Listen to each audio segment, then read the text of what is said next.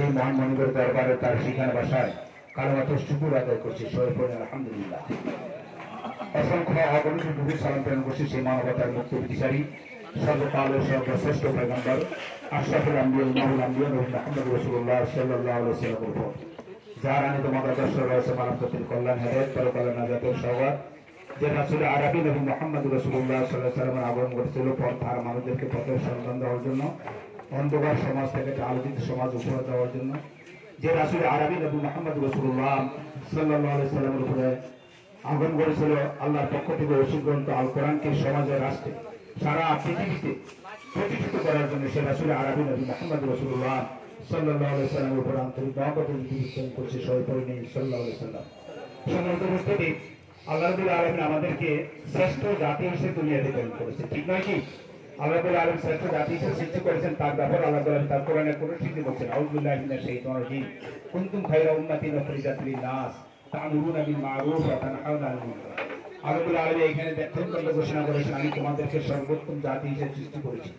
আর তোমরা সর্বোত্তম জাতি হিসেবে সৃষ্টি করার পরে তোমাদের কাজ হবে তোমরা ভালো কাজে আদেশ করবে, মন্দ কাজে নিষেধ করবে। এবং ভালো কাজে আদেশ করতে হলে তো আমরা নিজের আগে প্রথমত কি হতে হবে? ভালো হতে হবে, ঠিক নয় কি?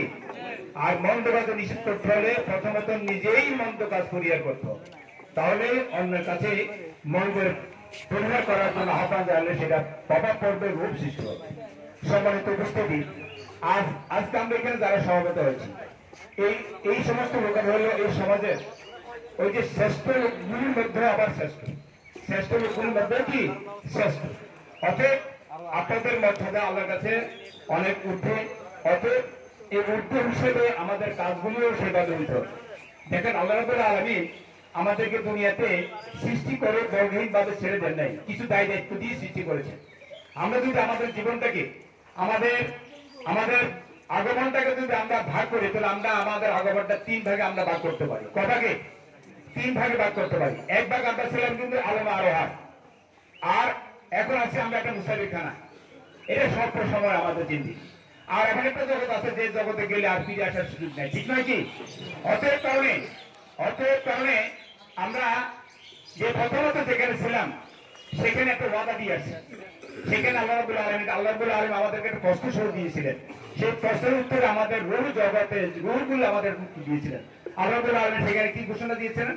আউযু বিল্লাহি মিনাশ শাইতানির রাজীম, আলাস্তু বিরাব্বিকুম, আমি কি তোমাদের প্রভু নই?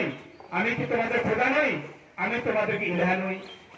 এই ঘোষণা দেওয়ার পরে সমস্যার সকল রূহ জগৎ রূহরা সমস্যারে বলেছিলেন কালু বালা, আপনি আমাদের কি প্রভু।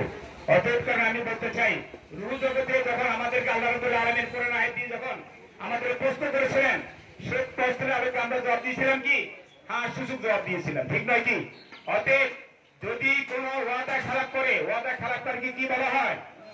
ওয়াদা খারাপ তারকে কি বলা হয়? অতএব কারণে সতর্ক হই আমরা নিজকে এখন মিলাই যে আমরা যে আলেম আরোহা রূহ জগতের ওয়াদা দিয়ে আসছি, সেই রূহ জগতের ওয়াদা দিয়ে আসার পরে এখন আমরা মুসাফির খানায় স্বল্প সময়ের জিন্দেগিটা এই দুনিয়াতে যে আমরা জীবন নিয়ে আমরা বেঁচে আছি, বিচরণ করতেছি, এটা কি আমাদের সেই ওয়াদা মোতাবেক আমাদের বিচরণ হচ্ছে কিনা? সম্মানিত উপস্থিতি, আমরা যার যে বয়স, আমাদের যে যার যে বয়স, সেই বয়স অনুযায়ী আমরা কি রমজান রোজা পেয়েছি, ঠিক নয় কি? কিন্তু রমজান রোজা পাওয়ার পরে আমরা যার যে বয়স ততগুলো রোজা আমাদের কাছে বেড়ে দিয়েছি। কিন্তু রমজানের রোজা আমাদের জন্য একটা কি ট্রেনিং এর মাস, একটা প্রশিক্ষণের মাস।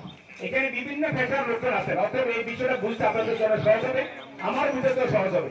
এখানে যারা ডাক্তার পেশা আছেন, উনি যদি ডাক্তারের উপরে যদি প্রশিক্ষণ না নিতেন তাহলে তিনি সেখানে কি সফলকাম করতে পারতেন না, ঠিক নয় কি? তিনি ব্যবসা জগৎ আছেন, তিনি যদি ব্যবসা সম্পর্কে যদি তার ন্যূনতম ধারণা না থাকে তাহলে ব্যবসায় তিনি কি সফলকাম অর্জন করতে পারতেন না।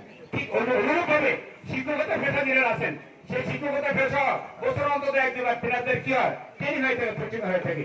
তিনার যদি আপনার যথাযথভাবে ট্রেনিং না নেওয়া হয়, প্রশিক্ষণ নিতে যদি ব্যর্থ হন, তাহলে সেখানে তোমার তিনারা কি সান্নিধ্য করতে পারে, সেই পেশাটা কি আপনার অবস্থান করতে পারবেন না। অতএব কারণে আমাদের মুসলিম মিল্লাতের জন্য, আমাদের মুসলমানদের জন্য একটা ট্রেনিং এর মাসে কিনা আমরা শুধুমাত্র আমরা ছোট সাথে থেকে শুরু করে সূর্যাস্ত পর্যন্ত দেহকে কষ্ট দিয়ে, পেটকে কষ্ট দিয়ে, এটা মনে করেন উত্তপ্ত আবহাওয়ার মাঝে আমরা শুধুমাত্র বিভেদে কাটাপ্ত হওয়ার পরও আমরা শুধুমাত্র কার ভয়ে আমরা হালাল বস্তুগুলো ভয় করতেছেন? কার ভয়ে? আল্লাহর ভয়ে। শুধুমাত্র রমজান রোজা ধারণ করার মাধ্যমে শুধু আল্লাহকে ভয় করলে হবে? ভয় করতে হবে আমার একেবারে জীবনের শুরু থেকে এবং মৃত্যু পর্যন্ত সকল মুহূর্তে সকল অবস্থায় আল্লাহকে ভয় করতে হবে, ঠিক নাকি? যদি আমি একজন মুসলমান দিনদার মুসলমান মুমিন হিসেবে যদি আমি নিজকে যদি দাবি করি, তাহলে আমার সকল কর্মকাণ্ডে কর্মক্ষেত্রে সকল অবস্থাতে আল্লাহকে আমাকে কি করতে হবে? ভয় করতে হবে। ভয়টা করতে পারলে যদি যথাযথ ভয় করতে হয়, তাহলে কি আমরা একজন আল্লাহর কৃতজ্ঞ বান্ধব হব। সম্মানিত উপস্থিতি, আল্লাহ রাব্বুল আলামিন তার কোরআনে কুরআনে বলছেন, আউযুবিল্লাহি মিনাশ শাইতানির রাজিম, ইয়া আইয়ুহাল যথাযথভাবে ভয় করো এবং প্রকৃত মুসলমান হবে যদি মৃত্যুবরণ করিও না। সম্মানিত উপস্থিতি, আসুন আমরা জীবিত থাকা অবস্থায় আমরা প্রথমে মৃত্যু হয়ে যাই।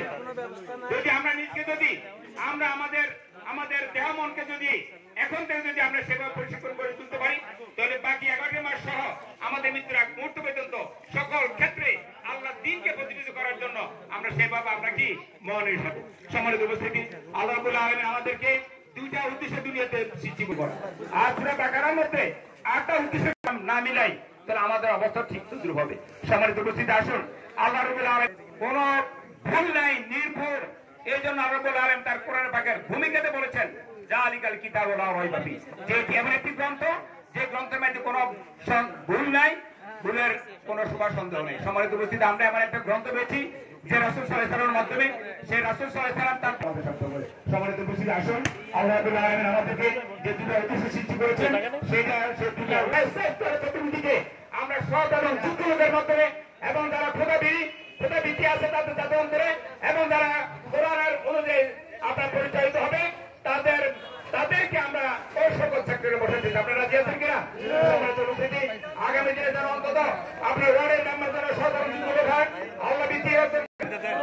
সম্মানিত উপস্থিতি, আসুন আল্লাহ রাব্বুল আলামিন আমাদের এমন একটি দিবসে আমাদের আজ সম্বোধন করেছেন, যে দিবসটি সম্পর্কে বদর দিবস। আলহামদুলিল্লাহ।